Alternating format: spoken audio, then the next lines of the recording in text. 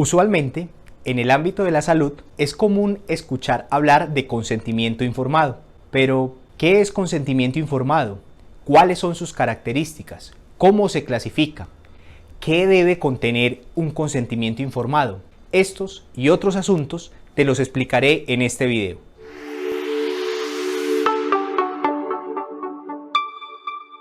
Hola, mi nombre es José Manuel Flores Ramos, soy abogado con especialización en Derecho Médico y además soy profesional de la salud. Brindo mis servicios a todo Colombia con el equipo de Tu Jurista en Salud. En este video te hablaré acerca del consentimiento informado. Comencemos por decir ¿qué no es consentimiento informado? Consentimiento informado no es una firma en un papel. Consentimiento informado no es un formato estandarizado. Consentimiento informado no es un trámite en cabeza del personal administrativo. El consentimiento informado encierra un conjunto de acciones que, por un lado, contienen un deber profesional y por otro, un derecho fundamental de las personas. En este caso, los pacientes. Este derecho fundamental es el libre desarrollo de la personalidad, cuyo núcleo esencial es la autonomía. En últimas, como cualquier otro derecho fundamental, lo que se busca es la satisfacción de la dignidad humana. En el contexto médico-sanitario, este acto alberga, por un lado, las acciones del profesional de la salud para dotar de información al paciente y a su familia. Toda la información que estos necesiten, en particular el paciente, para la toma de decisiones de su condición en salud y su cuerpo. A la vez, este acto contiene las respuestas y decisiones sobre las intervenciones que, con base a la información recibida, el paciente adopte. La resolución 3100 del 25 de noviembre de 2019, es decir, la habilitación en salud, describe el consentimiento informado como la aceptación libre, voluntaria y consciente de un paciente o usuario, manifestada en el pleno uso de sus facultades después de recibir la información adecuada, para que tenga lugar ese acto asistencial. Para efectos, en el estándar de historia clínica, el consentimiento informado es el documento que se produce luego de la aceptación de las condiciones anteriormente descritas. En caso que el paciente no cuente con las facultades plenas, la aceptación del acto médico la hará el familiar, allegado o representante que sea responsable del paciente. Dentro de las características del consentimiento informado encontramos las siguientes. El consentimiento informado debe ser previo al acto asistencial, es decir, antes de esa intervención o antes de ese procedimiento. El consentimiento informado debe ser libre, es decir, no coaccionado. Esa palabra coacción significa utilizar la fuerza para que alguien te diga que sí. El consentimiento informado debe ser informado, valga la redundancia. ¿Por qué? Porque esa información tiene que ser suficiente y oportuna. Y esa información debe ser entendida por la persona que recibiría, en este caso, la atención. Otra característica es que el consentimiento informado debe ser cualificado. Es decir, según el acto asistencial, procedimiento o intervención, se brinda información sobre este y debe haber un cumplimiento de determinadas formalidades. Algunos teóricos sobre el tema realizan una clasificación de este acto, consentimiento informado, y esta puede ser según las formalidades en verbal o escrito, o según el mecanismo o momento de manifestación de la voluntad, en actual y previo. Existe también el consentimiento sustituto, que es la manifestación de la voluntad de un tercero por el paciente, cuando éste es, por ejemplo, incapaz. Respecto a qué debe contener el consentimiento informado, pues básicamente se utilizan las WH, es decir, las WH en inglés, es decir, qué se va a hacer, por qué se va a hacer, dónde se va a hacer, cuándo se va a hacer, qué riesgos implica llevar a cabo ese acto, qué alternativas existen a lo que se propone, qué pasaría si no se realiza ese acto asistencial. Entonces, básicamente, una de las competencias que se debe poner en práctica el profesional de la salud es precisamente esa competencia de la comunicación efectiva para dar cumplimiento a esos requisitos que te mencioné que debe contener el consentimiento informado. Si eres parte de una clínica o un hospital, o si eres un profesional de la salud y quieres que te ayudemos a diseñar o construir ese consentimiento informado y que cumpla todos los requisitos, contrata entonces nuestros servicios. Estaremos muy complacidos en poderte ayudar. Si eres un paciente y sientes que te vulneraron el derecho a la información en el consentimiento informado, también te podemos asesorar en tu situación. Ahora bien, cuando el paciente se encuentra en estado de inconsciencia, cuando es menor de edad o cuando tiene alteración del estado mental, el consentimiento informado tiene una variación. En un próximo video haremos hincapié o haremos referencia a esas situaciones excepcionales, puesto que esto es un tema que también tiene que ver con el concepto que se maneja en la ciencia jurídica o en el derecho, que conocemos como la capacidad. Existe mucha jurisprudencia referente a este tema, al consentimiento informado. Esa palabra jurisprudencia pues hace referencia a las decisiones o sentencias que emiten los tribunales, como la Corte Suprema de Justicia, el Consejo de Estado o la Corte Constitucional. En materia del consentimiento informado te comparto la siguiente jurisprudencia. La sentencia C-182 del 2016, proferida por la Corte Constitucional, donde se declara exequible, es decir, se declara constitucional el artículo 6 de la ley 1412 o 1412 de 2010. Y esta ley es por medio de la cual se autoriza la realización de forma gratuita y se promueve la ligadura de conductos deferentes o vasectomía y la ligadura de trompas de falopio como formas para fomentar la paternidad y maternidad responsable. En esta sentencia se describe, por ejemplo, el grado de cualificación del consentimiento informado, el nivel de adecuación y entre otros asuntos se tocan en esa sentencia. Para concluir, pues en este video de Tu Jurista en Salud, te compartimos las definiciones de consentimiento informado, cuáles eran sus características, cómo se clasifica el consentimiento informado, qué requisitos mínimos debe contener el consentimiento informado y además te compartimos una sentencia de la Corte Constitucional. Si quieres conocer nuestros servicios para clínicas, hospitales, EPS, firmas jurídicas, instituciones educativas o profesionales de la salud, o si eres un paciente que requiere alguna asesoría relacionada con atención en salud, e inclusive si eres un abogado o un jurista con un asunto de responsabilidad médica y estás lógicamente en cualquier parte de Colombia, te podemos ayudar. Si te gustó este contenido, pues dale me gusta y te invitamos a suscribirte a nuestro canal y visitar nuestra página web, que está en la descripción de este video. No olvides que nuestro eslogan es para la eficiencia en el servicio y la garantía del derecho a la salud.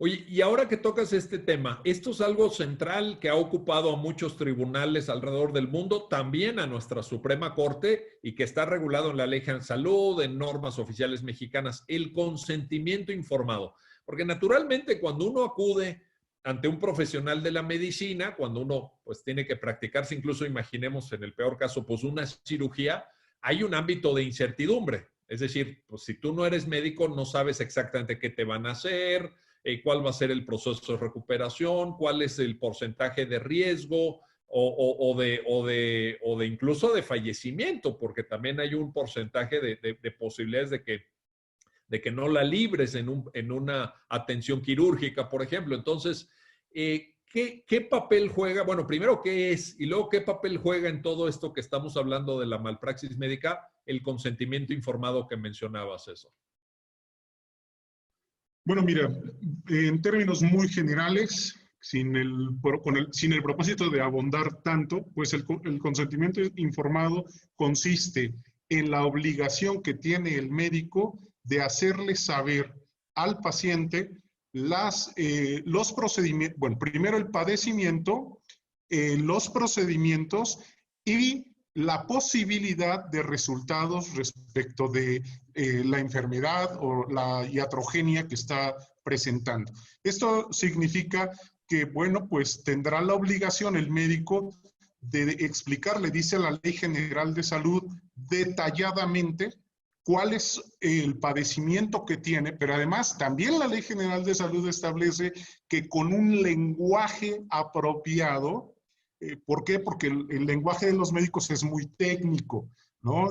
Entonces, pues no todos entendemos lo que dice. Entonces, explicarle lo más detalladamente posible con un lenguaje que resulte de fácil comprensión, de qué se trata el padecimiento, cuál es el procedimiento que le van a llevar a cabo, y cuál es la posibilidad de obtener un resultado exitoso o no. Ojo, porque no en todos los casos se puede dar un consentimiento informado porque simplemente es imposible realizarlo y es cuando entra el médico con toda su responsabilidad a poner todo su conocimiento. Me refiero, por ejemplo, a que el consentimiento informado está pensado en una cirugía programada, donde el paciente pues sabe que tiene y hay posibilidades de que mañana pasado, dentro de un mes, etcétera, se pueda dar la intervención, la invasión, como dicen los médicos, al cuerpo. Y bueno, pues el médico le informa y le dice. Pero también hay otros casos en donde son de extrema urgencia. El paciente llegó accidentado, traumatizado, etcétera, y el médico pues tiene que actuar inmediatamente y en lo último que piensa pues es en el consentimiento informado. Entonces, en esos aspectos entra ese bagaje de conocimientos y de normatividad que el médico debe de conocer como profesional que es para poder combinar tanto su conocimiento profesional y científico como el cumplimiento de las normas para que no se salga de ellas. Oye, cuando señalabas que este consentimiento informado se debe dar en términos de lo que la propia Ley General de Salud establece, evidentemente, se debe dar de manera detallada. Me acordé de una sentencia de nuestra Suprema Corte en la cual le reprochan en un juicio de responsabilidad, yo creo que responsabilidad patrimonial o administrativa, porque era contra el ISSSTE, le reprochan que en un hospital del ISSSTE se recabó el consentimiento juntando a varios pacientes, eran 30 pacientes que tenían una dolencia muy, muy parecida y se les dio una plática, una especie de conferencia. Entonces imagínate que se juntan en una sala del ISSSTE. A ver, vénganse todos los que tienen aquí, creo que era un tema de incluso de nervio ciático o una operación de cadera, etcétera. Entonces, vénganse aquí todos los que anden mal de la cadera, que están en este hospital, les vamos a dar una plática y con eso vamos a recabar el consentimiento informado. La Corte en la sentencia dice, eso no es. O sea, ahí no se está cumpliendo porque, como tú muy bien lo dijiste, entonces, Eso no es detallado. Detallado tiene que ser apropiado para cada caso, ¿no? Para cada persona, porque cada dolencia es diferente. Cada paciente tiene una situación distinta, ¿no? Claro, pero además fíjate que pues es muy arriesgado, a veces es comprensible por la circunstancia que viven los centros de salud que prestan servicios de salud en nuestro país, dadas todas las carencias que ya sabemos que tienen, pero pues el cumplimiento de la norma no autoriza que se hagan este tipo de situaciones, porque incluso las condiciones, como tú bien lo señalas, las condiciones físicas de cada paciente son diferentes. La Ley General de Salud incluso reconoce en los principios que maneja que ante un mismo tratamiento, la respuesta del paciente puede ser diferente. Entonces, cuando se da el consentimiento informado, cuando se obtiene del paciente, es porque el médico ya ha valorado todas las circunstancias especiales, específicas de ese paciente en particular, que es que cuánto pesa, que si es diabético, que si tiene padecimientos, y eso pues no lo puedes generalizar, tienes que hacerlo de manera específica para cada uno.